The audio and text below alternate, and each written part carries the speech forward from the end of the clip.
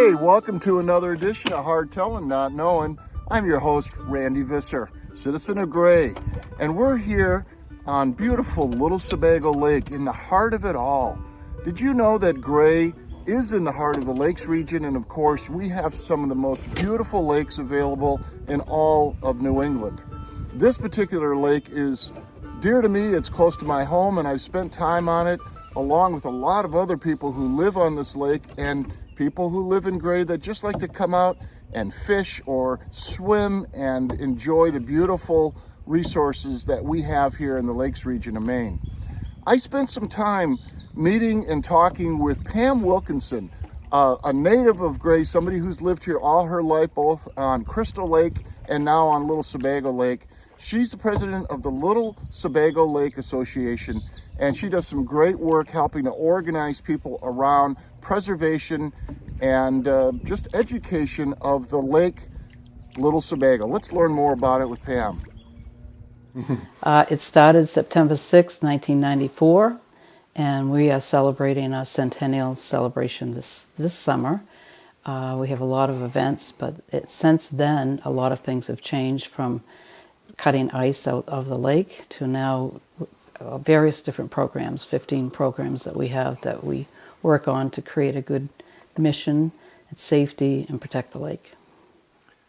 Being from here, talk a little bit about what it means to have grown up and be from a place they call the Lakes region. I lived in Gray for 72 years and lived on Crystal Lake. We moved here in 1990 on Little Sebago Lake. Little Sebago Lake is in both Gray and Windham, and we share a lot of community things that we our endeavors, everything from milfoil to Ladies of the Lake. We have a great community of fun and function. So there is a sensibility that these places need to be protected because they're special. Do you agree with that? Oh, for sure. I mean, all lakes are important. We have various, I think it's 6,000 lakes in Maine, but in this region there's quite a few lakes and ponds, and every one of them has their own little makeup, and everybody has a different way to protect them.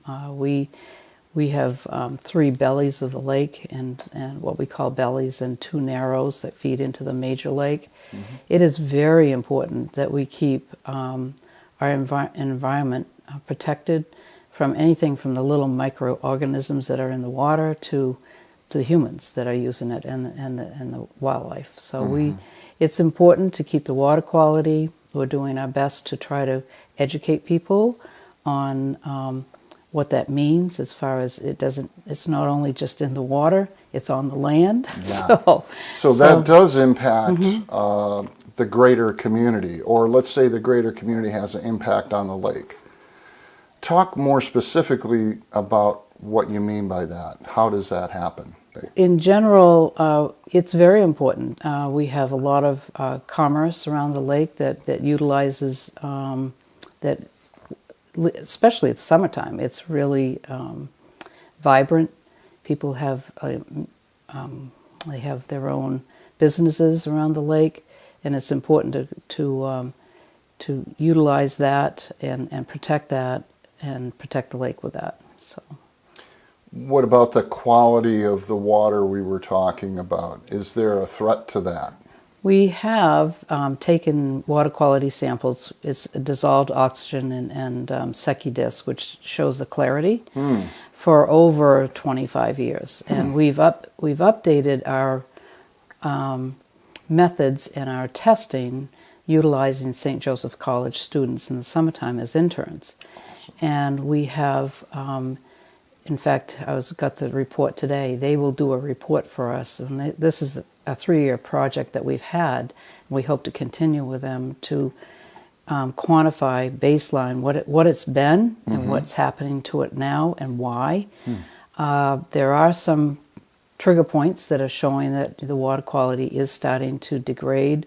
Whether or not that's due to the season, we had a lot of rain last year, so it carries a lot of the nitrates and phosphorus into the lake, washes into the lake, and then it has an impact with clarity and also the possible phosphorus nitrates that can create algae blooms, or it can cause your plants that you don't like to swim in to grow faster. So, right. Plus our milfoil. We do have variable milfoil that we like to make sure that we don't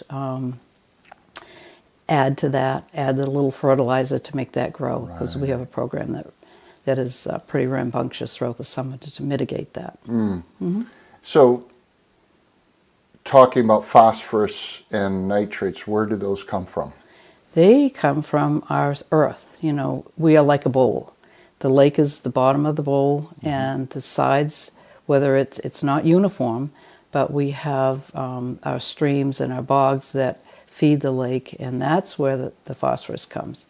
Or our properties that, if not managed properly, the water runs right into the lake instead of being diverted into holding areas to be absorbed into the ground. So be careful what you put in your ground around your house. Well, be careful about tearing down your bushes on your shoreline. Your trees, you need the canopy to keep the rain from splatting onto the earth's surface and carrying quickly down into the water. There's management for that, and even your homes have drip edges that you could put little stones in to mitigate the water. A lot of it is upfront protections, you know, that you can do. Might be a little bit expensive, but it doesn't. You'll find that after a while, that cost will be mitigated by not having to replace that sand or that soil or whatever is that's washing into the lake. So we have a lot of deltas that are coming from, even our roads, you know, the dirt roads carry that sand and salt into the lake, and we have a lot of deltas because of that. So that's just another program we need to add on to our list. So let's talk more specifically then about the association's role in, you talked about educating and so on. Does it go beyond education? Are there ways that as an organization of people who have common interests, you can move the ball forward somehow? We have a great crew of people. Our board of directors is 15. We have committee representatives, members of the committee. We also have a whole slew of volunteers which have passion for the lake. They have professionalism. They care an awful lot, and they bring their niche, their specialty to the lake for to add different protections. So we have a lot of people, whether it is our dam, we have a dam protection, we have a dam that our membership is wonderful. We have a great membership that supports us a lot. We just updated our dam for $76,000, and due to their continual support, we were able to save that money and be able to pay that as we needed it. We also had the board of directors. Certain people have the water safety. We have the safety patrol boat. We have wardens. We hire wardens to come just to make sure our lake is protected and safe. We are known as the party lake, and we like to have fun. You know, it's a good thing, but there's a certain balance and responsibility while you're out there. And we have a lot of people that live on the lake. We have a lot of people due to our boat ramp that visit our lake, and so we have a lot of activity in the summertime.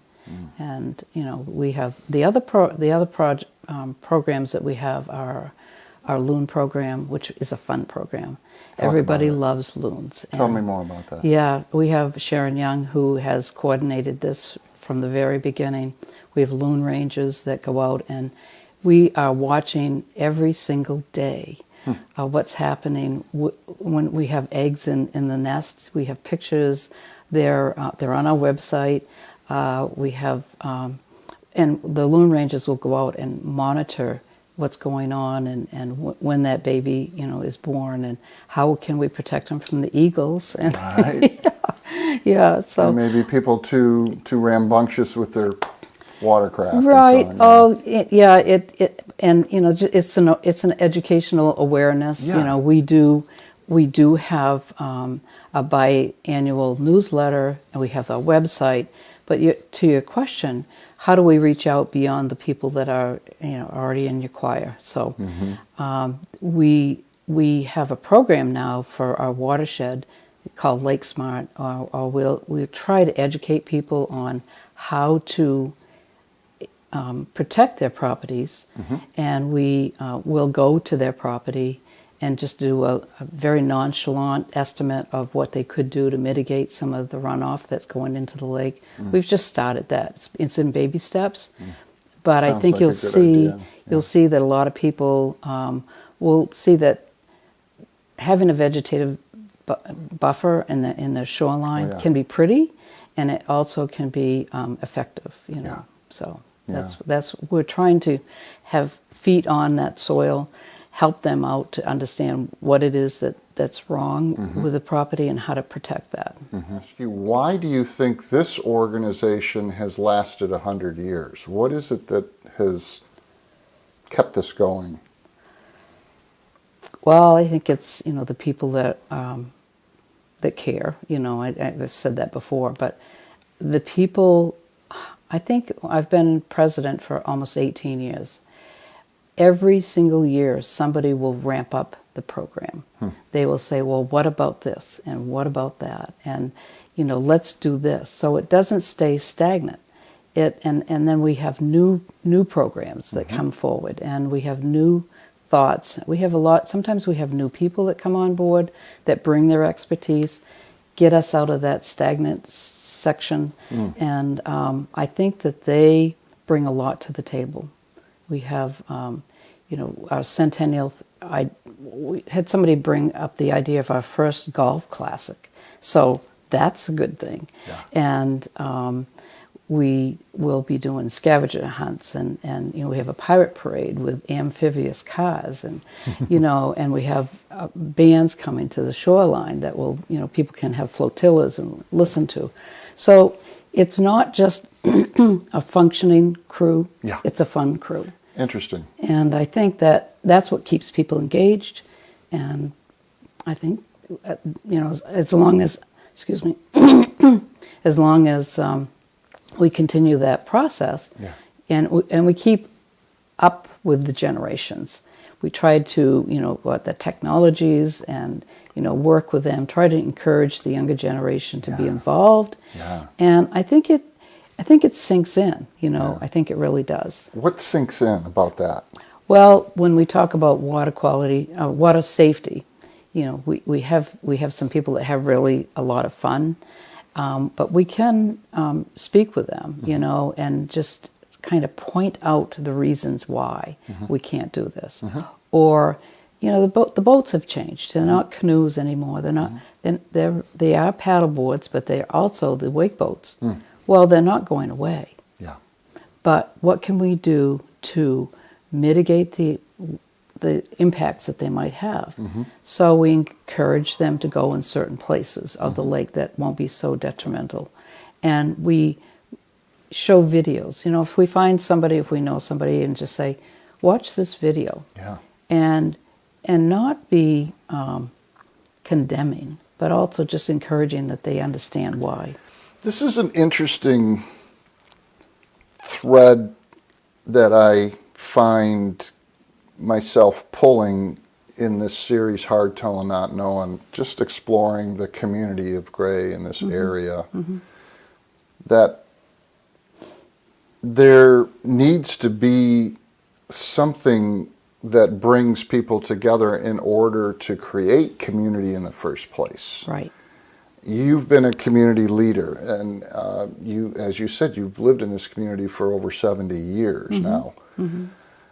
What role does local government play in protecting our lakes, if any? They have a lot. They have Tell a lot. me. The role is to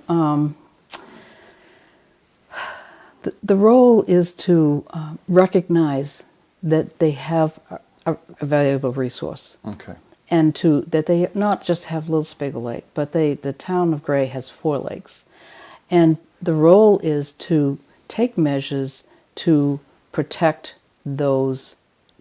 As we have developments, we used to have developments just around the lake. Mm-hmm.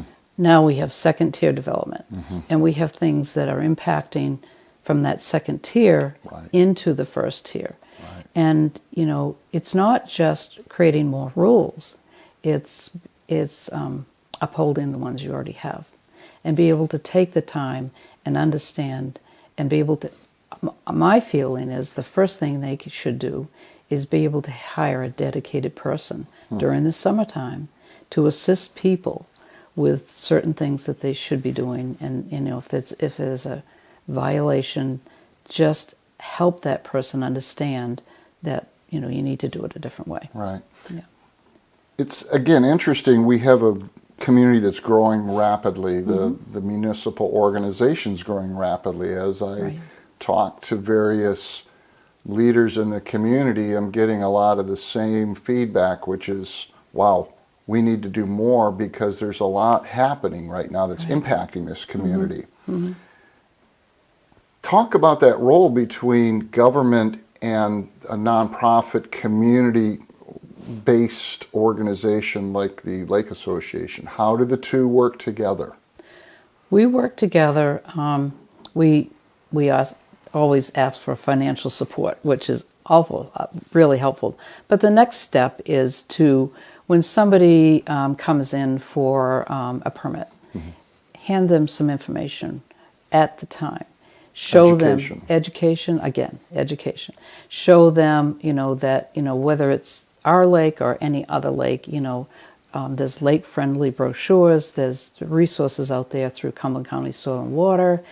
There's all sorts of things out there that they could, during that time, whether it's an inspection on the property, be able to, guide them a little bit into better practices, best management practices on property. Mm-hmm.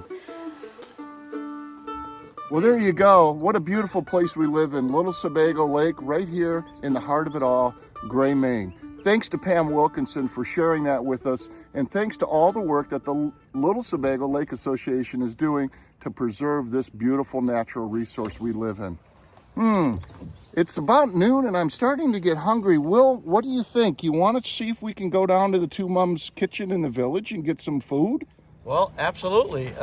They have a fresh chowder every day, Randy, and this is a good day to do that. It's a beautiful. There's a little nip in the wind, and I think chowder or a fresh soup would get on pretty easy. Yeah, that and maybe a peanut butter cookie for dessert, huh? Oh yeah, they make absolutely the best peanut butter cookies. They make the best food that you can imagine. Let's go down and check out the Two Mums kitchen in the village of Gray. Eliza and Cindy, the Two Mums. Let's see what they're cooking today. It's hard telling, not knowing. Hey, hi folks. Hi, Will. What's Chef cooking, Will, what's how cooking you doing? today at the Two Mums place? The Well, Two Mums kitchen. What's going on? We've got a bunch of things in flight. Let me give you a little bit of a tour of our space. Wow, look at all this stuff. Yep. So this is our deli case, and we keep prepared sandwich wraps in here, sweets. We do a range of deli salads on the bottom. Everything we make here from scratch. Those cookies are still smoking. Yes, they are. This is my mom, and Hi, she Cindy. just pulled those maple peanut butter cookies right out of the oven. So they are steaming. And we're going to prop that dome so that they don't steam themselves too much. Getting there. Wow. Those look pretty tasty. Would you like one? Well, yeah. Well, let me go get one out of the kitchen. Ooh, so would the camera person. So this is quite a plethora of nice, it's quite a variety you have here. Yeah, we try to hit our major dietary restrictions as well. So we have a lot of gluten-free food. We do vegan offerings, vegetarian offerings. Here's our cookie. Our hot case here behind you has our hot offerings, and we have a different hot feature each day of the week. which is a model that we've done since the beginning. Nice to have risotto in downtown Gray. I know. I mean, who's making risotto within 20 miles of here? Two Mom's Kitchen. Yep. Maybe some folks in Portland. I also see that you have 2 fresh soups over here. We do. Yep, we have at least one hot soup every day. Our hot soups and our hot entrees all come with a piece of our homemade sourdough bread. And then our other options here, which, you know, we tend to hit like the parents who are picking up their kids and then headed home, and folks headed home from work. We have our take and bake case, which is a fridge, and in it we have family size casseroles. We have single serve entrees that you can microwave. We'll do fresh soups in there that you can heat up at home. And it's a variety of the things that we offer throughout the week. What a convenience for people that work, that don't have time to prepare a real homemade type meal for their children or themselves, even without kids. I mean, what people wouldn't like to take home something nice like shepherd's pie, or you have lasagna here, and you have something Parmesan, cacciatore. I mean, what a convenience. And people can call ahead as well and ask us to heat them up, and then they can pick up a whole hot casserole to take home, which is great. This is awesome. Thank you. So what do you got going on in the kitchen? Come, why show don't me you your come kitchen. with me and I'll show you. Well, guess what? Hi, Angela. Yes. Oh, Ha ha! you got the hole. Nothing ventured is nothing gained, right? We can only have scratch and sniff video right now. It smells so peanut buttery. Oh my God! Oh yeah, as soon as you lift the cover off that that case over there, every time it's like, oh, it just wafts. It's so good. So what's going on today? Special? So we have a few projects going on right now. Our imminent project is straining our veggie stock. So because we make everything here, including our stocks, all of our veggie scraps go in a big pot, and then we strain them, and this becomes the base for all of our vegetable soup. I could smell this when I came in, and I knew right away it was beautiful, pure vegetable stock. So we got all kinds of things in there. There's zucchini, there's peppers, there's carrots, there's onions, celery, all of the stuff. Now, there you go, right there. I learned it from the Take it away, Angela. no spillage so far. Except on the back. It's fine. I don't know what you're talking about. Again, scratch and sniff video would be nice right So now. this is the next batch. Splashy. This is the next batch of fresh soup coming up here. There's the stock for Correct. it. Look how clear that is. That's really nice. Yeah. Yeah, and our vegetable soups have a really complex flavor just because of the variety of vegetables we have in here. Sometimes the stock has butternut squash peelings in it when it's cooking down, and sometimes sweet potato, and sometimes it's mostly celery, and sometimes it's mostly carrot. So it's always going to be a little bit different, but we use it in so many things. Our risotto is made with our veggie stock. And you can tell it's made with love because it's got spillage. Exactly. I think it's the clarity of that stock is really good. Thank you. So this is our sourdough starter. It is a 100% whole wheat starter that is mixed with water. The yeast comes from the air, so anytime we need to bolster it, just take the cover off and cover it with some cloth and just let it kind of continue to do its thing. But this is a sourdough that I started long before COVID. I mean, maybe like 2016. And obviously for home scale, you only need a quart or so at a time. So to have a starter that lives in a 5-gallon bucket feels pretty exciting. It is. So I have the $64,000 question for you guys. Yes. Now, I grew up in the family business, and sometimes we always acted like family on the job, and we were going to kill each other. But what I see here is a perfect harmony. I mean, you have great food, you have great personalities, and I mean, I am really pleased at what I've seen here. My wife and I come by, we stop frequently, but I always see mom and daughter really, there's a harmony here. I've never felt like I wanted really to kill nice. you. You never what? Never felt like I wanted to kill her. No, I mean, gee whiz, it's the way. Rarely. It's great. How did you guys get this idea? I know how you get an idea, but how did you get it from an idea to an actual working model? Well, the idea. It's a long story. The idea goes back easily 20 years. So like Probably a little more. 2003 or 2004. Yeah. So we were at our neighborhood beach in Falmouth, where my house was, and we were just down there, and we were talking about different things that we might like to do sometime. And I think we'd just been to New York. I was in college. Yeah, and so we'd been to Housing Works and different places like that in the city. And we just loved the idea of a book cafe.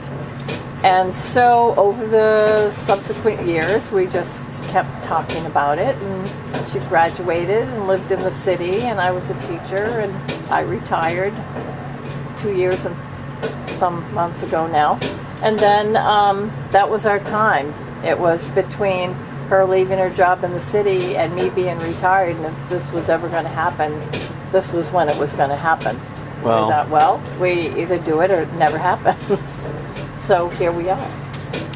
Well, I'll tell you, I think Gray, Maine is lucky to have you. I mean, this fills a niche that is, it's great. Thank you. Yeah, We looked at a few communities when we were looking for a building to buy. We had looked at finding a place to rent and a kitchen to rent, and ultimately decided that we needed to have our own spot. That truly was our own spot. I think Gray is a nice place to be, having a business like this. You know, Well, she was already living here in Gray, and I had moved to Casco, so I'm only 20 minutes away. And we were looking for places within an easy driving radius, and we found this building. We ultimately settled on Gray, though, just Yeah. because the town is Yes. growing, And right? the vision And of the town. exactly. That. I think Gray is blistering. And look at the jump off spots. Anybody that wants to go to the ocean, or Sunday River skiing, or Rangeley, or any Gray is a jumping off spot Or for Turnpike. the Turnpike is what 3 minutes from here. Yes. You know, but you don't know it's there because you don't hear it. You know, yeah, this is perfect. We love it when people come and hang out here. We've got a really comfy seating area. We have tables, we have chairs. We have had many folks, just because we're such a central location, meet friends from Raymond, and they're coming down from Auburn. And it's really cool when people kind of set up camp and they get something to eat and they chat. We had a couple ladies come a few weeks ago, and they were just knitting in the corner for hours. We had people come and play board games for hours. Yeah, it's great. Always. Yes. Always. We envisioned a kind of a maker space. We could teach people how to cook. We find there are a lot of people who don't know how to put food together to create a meal. And so people are coming here to put together their meals, which is wonderful. And so, again, we've only just finished our first year. So as we move into our second year, we'll see what other pieces that we'd originally talked about we could actually bring forward.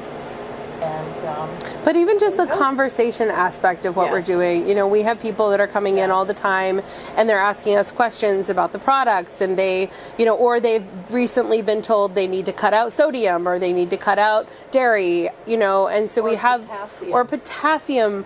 So it's an opportunity for us to share what we know about food, food chemistry, and you know, the way products might interfere with someone's digestion. We're kind of like the corner street confessional a little bit. We hear about all kinds of things All kinds from of people who things. feel moved to share very intimate things about themselves with us, and then we can have a conversation with them about how we might help. related to their diet and how Right. food affects them. Correct. And you know what a lot of people don't realize is how a lot of different flours are used to fill food that they buy elsewhere. We don't do that here. That's cool. Our food is from scratch. We don't use flour to fill in areas to make it more filling.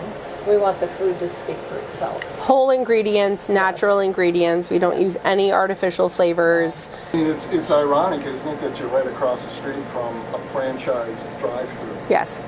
And we hear that from people too. They want food options that are not fast food. And you know, Oh, there's a 7,000 time for calories per McDonald's, bite. and there's a time for Oh, pizza, geez. and there's a time for Thai and Chinese, and there's also a time for just homey, warm comfort food, and that's what we do. We are a pretty fast response, so in a way, I mean, we prepare all our food, but it's very quick for people to come in and get it. So we're a home cooking version of fast food. Right. And can people call ahead? Of course, absolutely. And what's the number? Our number is 207-657-1092. Okay. And your hours of operation? Monday to Friday, 11 to 6. Hey, that was cool. Thanks to the two moms, Eliza and Cindy, for hanging out with us for a little while and helping us with lunch today. We've had a fun show here on Hard Tellin, Not Knowin. If you've got an idea that you'd like to share with the community, please reach out to me. Here's my email address, randy@standingoakmedia.com. Reach out, get involved in your community of Gray, just like the two moms, and it'll make for a better place for us all. Thanks for watching. We'll see you next time. Hard Tellin, Not Knowin.